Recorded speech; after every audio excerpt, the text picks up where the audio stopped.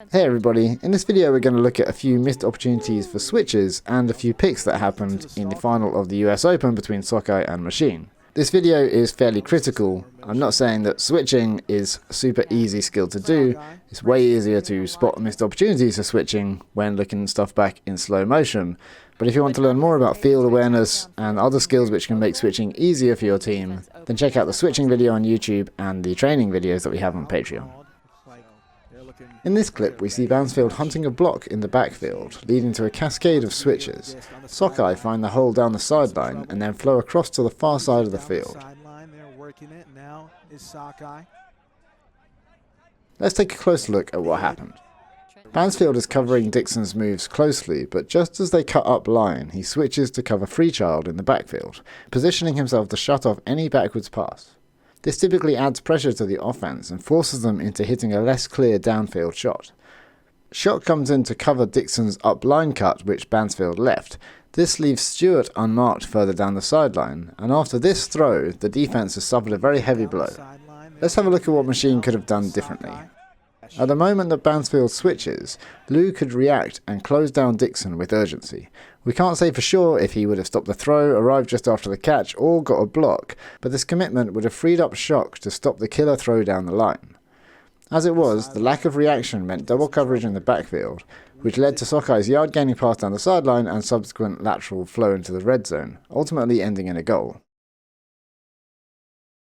In this clip, we see Janus sprinting half the length of the field for a goal in the front corner of the end zone on the fourth side of the field.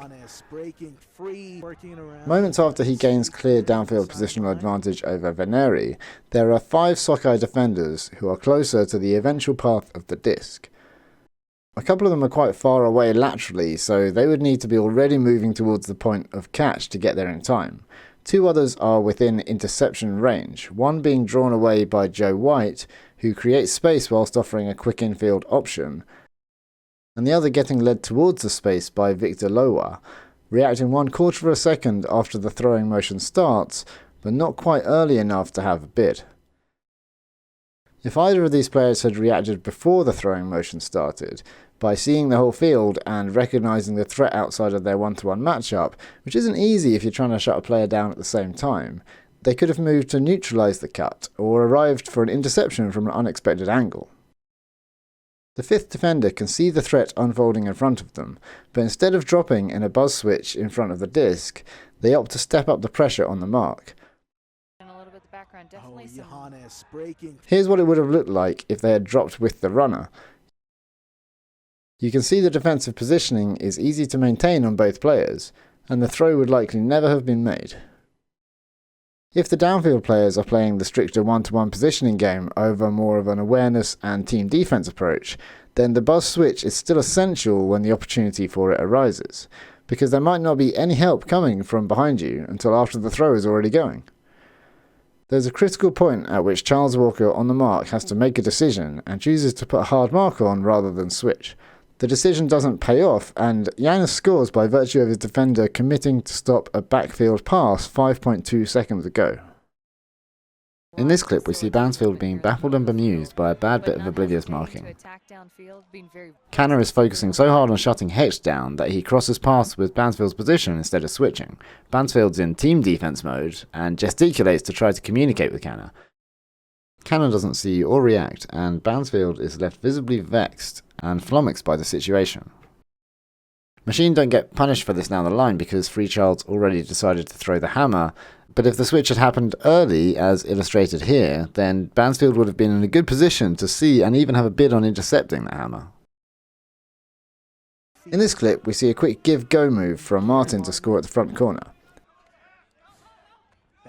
This is another situation where a buzz switch would have prevented the score, but that wasn't an option once Howard committed to the under. Janus was also in a good position to stop the score, but had other immediate threats to worry about.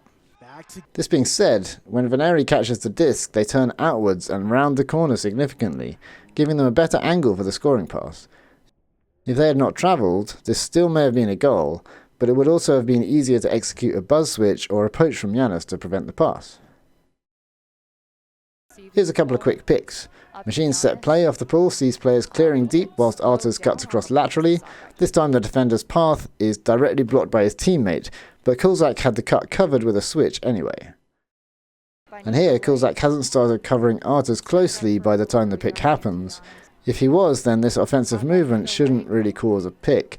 It's only because they are still running down the pull that means that this pick is called. In this clip, two Machine players cross over paths. The Sockeye defenders get confused about switching and call a pick. At the moment of the crossover, Russell should already be dropping back and communicating to Foster to take the under. It's too little too late and the defenders get in the way of each other, let off the hook by the pick rule. Had Foster been more aware, they could have easily switched to neutralise White's cut.